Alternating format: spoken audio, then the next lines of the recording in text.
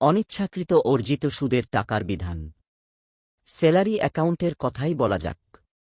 December শেষের দিকে অনেকের ব্যাংক অ্যাকাউন্টেই পৌঁছে গেছে বার্ষিক সুদ মুনাফা।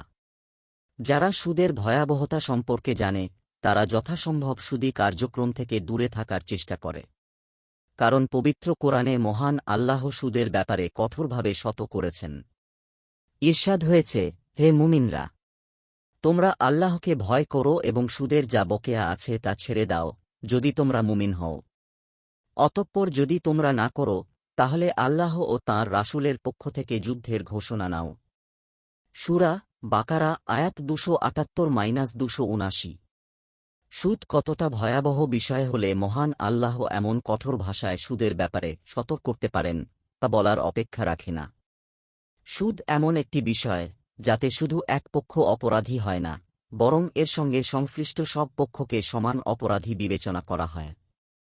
হাদিস শরীফে এসেছে, জাবির রাদিয়াল্লাহু আনহু থেকে বর্ণিত, তিনি বলেন, রাসূল সাল্লাল্লাহু আলাইহি ওয়াসাল্লাম সুদখোর, সুদদাতা, সুদের লেখক ও তার সাক্ষীদ্বয়ের ওপর অভিসম্পাত করেছেন এবং বলেছেন, এরা সবাই সমান। মুসলিম হাদিস 3985। সুদ সম্পর্কে কোরআন হাদিসের এমন নিষেধাজ্ঞার দরুন মুমিনরা সুদভিত্তিক ব্যাংক থেকে যতটুকু সম্ভব দূরে থাকার চেষ্টা করে। কিন্তু কখনো কখনো নিরুপায় হয়ে সুদভিত্তিক ব্যাংকের সহায়তা নিতে বাধ্য হয়। যেমন স্যালারি অ্যাকাউন্টের কথাই বলা যাক। সরকারি ও বেসরকারি বড় বড় প্রতিষ্ঠানগুলোতে সাধারণত কর্মকর্তা ও কর্মচারীদের বেতন ভাতা সরাসরি হাতে হাতে দেওয়া হয় না, বরং ব্যাংকের মাধ্যমে দেওয়া হয়। সেজন্য কোনো ব্যাংকে প্রতিষ্ঠানের সব কর্মকর্তা ও কর্মচারীর নামে পৃথক পৃথক অ্যাকাউন্ট খোলা হয়। প্রতিষ্ঠান প্রতি মাসের নির্দিষ্ট তারিখে প্রত্যেকের অ্যাকাউন্টে তার বেতন ভাতা জমা দিয়ে দেয়। এরপর কর্মচারীরা ব্যাংকে গেলেই সবাই নিজ নিজ বেতন ওঠাতে পারে। এই অ্যাকাউন্ট যেহেতু সেভিংস অ্যাকাউন্ট হয়, ফলে ইচ্ছা না থাকলেও তাদের অ্যাকাউন্টে সুদের অর্থ চলে আসে। এখানে চাকরিজীবীর কিছুই করার থাকে না।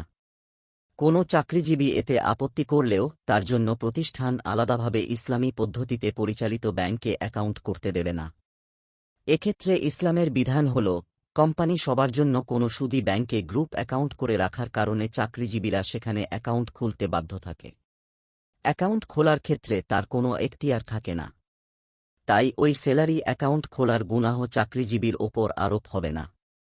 এর সব দায় ও গুনাহ প্রতিষ্ঠানের হবে।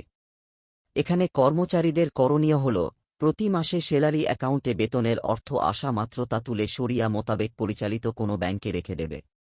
যদি নিজের কাজে ক্যাশ রাখার কোনো নিরাপদ ব্যবস্থা থাকে সেটা আরও ভালো। কিন্তু এরপরও যদি বছর শেষে তার অ্যাকাউন্টে কোনো সুদ চলে আসে, তবে সেক্ষেত্রে অবশ্যই সেই টাকা সুদদাতাকে ফেরত দিতে হবে। ফাতাওয়ায়ে ফকিহুল মিল্লাত 10/124।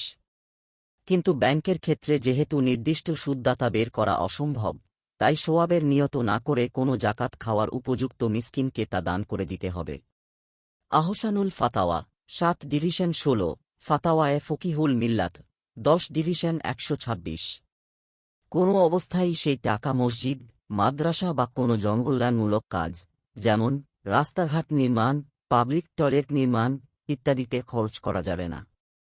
ইমদাদুল মুফতিন 586, ফাতাওয়ায়ে ফকিহুল মিল্লাত 10/131। মহান আল্লাহ আমাদের সবাইকে হালাল পথে চলার তাওফিক দান করুন। নিয়মিত ইসলামিক এবং স্বাস্থ্য বিষয়ক ভিডিও পেতে লাইক, কমেন্ট, ফলো এবং চ্যানেলটি সাবস্ক্রাইব করে পাশে থাকবেন। মহান আল্লাহ আপনাকে উত্তম যা দান করুক। আমিন।